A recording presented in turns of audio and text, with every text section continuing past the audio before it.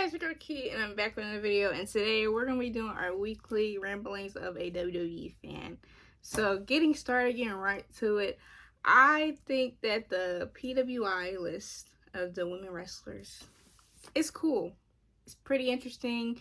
I like seeing the different wrestlers just from different companies and promotions, but it's nothing to get upset about. Nothing to weigh your life on. Because at the end of the day, it's how you really connect with the fans and what you're doing in your craft. I feel like it is pretty cool for Rhea to be in top 10, even though she's only had a few matches this year. It's pretty cool. She's on a very high. She's selling out. She's selling merch crazy top, and she's been the draw for WWE itself during this year, up there with Roman Reigns and Cody Rhodes. So to be a woman and all that, that's pretty hot stuff. Now, John Cena was on Kai Cenat's stream for the little McDonald's burger, the chicken McDouble, the chicken Big Mac, and honestly, that was the most kind of weirdest type of crossover I never expected, but at the end of the day, I'm glad, and I hope they do another stream just because John Cena is a funny guy.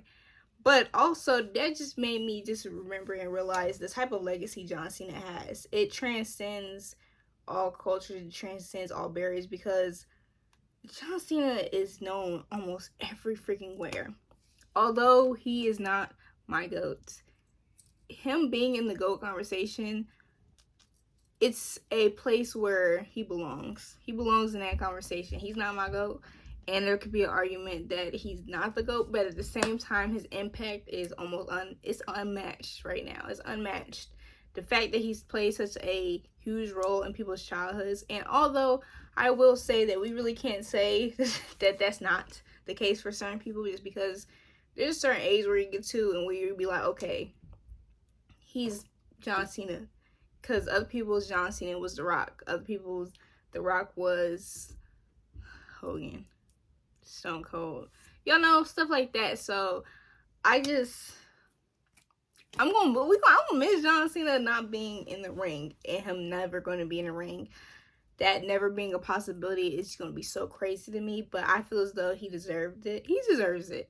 He deserves to have go out in a bang. You know, go out on a good retirement tour. Now, AJ may really be seriously injured, and that makes me sad.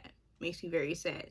But also, Kevin Owens in his storyline between him against Cody Rhodes, which I feel as though Cody Rhodes is always in my freaking mouth. Like, his name's always in my mouth. And it's only because he is a top guy, okay? I'm not trying to... Because my main point this week is going to be about what was said on Monday. But, like, I want y'all to know that I ain't one of those people, okay? I'm not one of those people. But that whole how they're doing this, where KO basically sent in a video to WWE and they're not going to run it, and then if they don't run it, then he's going to come out with it. Like, this whole stuff where it's kind of transcending like the kayfabe to real life is insane. It's insane. Like, I'm loving it, because Kevin Owens has a legitimate reason to be upset. He has a legitimate reason that I think a lot of people could connect to.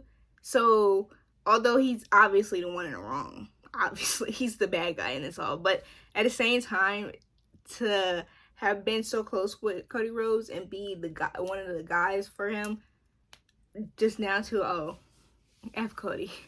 I'm seated. Now, I think he wrong for what he did to Randy, and he need to apologize to Randy. But other than that, I'm here for everything he's done. It's made all sense. I wouldn't have done it, but it makes sense, and I ain't gonna hate on him for doing it, because, you know, it works. It works. Now, Carlito might be leaving the Judgment Day soon. That's what they saying. That's what they saying, guys. That's what they saying. And I think Carlito was kind of like a close thing to R-Truth for them. It just didn't hit as R-Truth, but it was kind of close to it.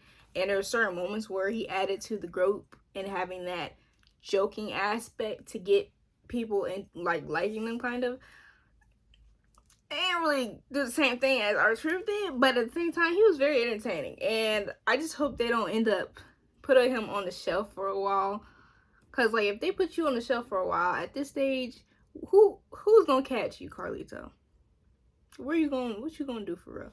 Like, I hope there's a plan in action. But I honestly think that the Judgment Day is gonna snip some numbers. Like, their numbers are gonna get lower. I think JD or Dom. Just cause Dom, his role of getting back to Rhea, it's already been done. Like, they already did that. He's also like the whole guy that kind of helps her out in the match. You got Raquel now. You don't need Dominic in that sense. You don't need him. JD, he's JD. And I hope they lose their tag team belts soon. So if they lose them belts, bye-bye JD. Now, our main event, guys. Our main event. Of course, y'all seen my Monday Night Raw video. Hopefully, if you haven't, go watch that. It's gonna be in my description.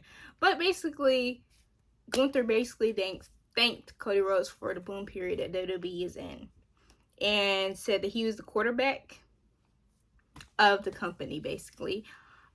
Also, recently WWE put a hashtag of using the clip of Gunther saying that, also saying thank you Cody. Now, for me personally, I don't think that warranted a whole thank you Cody type of hashtag, but I think WWE knows what they're doing. They know to get you interested and get you talking. So that's what they're doing. And good marketing. But for him to be credited with the boom period is a bit, I don't know if it's saying a lot. It's a lie. I don't think it's so truthful. I don't think it's truthful. I feel like there's many components when it comes to the boom period of WWE. There's many things, but Cody Rhodes being the sole meaning, like, if not for Cody Rhodes, we would never do that. That would be Cap. Capicola. Pretty much. I seen the ratings, like, not the ratings, for the viewership. I would have more sources just because, but at the end of the day, I don't want to source any. I gotta tell y'all my sources, and I just feel though, I don't know their credibility too much. But numbers, men lie, women lie, numbers don't lie. And viewership has gone down. Has very much gone down since Cody Rhodes has been the champion on SmackDown. Like, SmackDown, compared to last year's numbers, not the same. And now we're on cable TV, but they're not the same.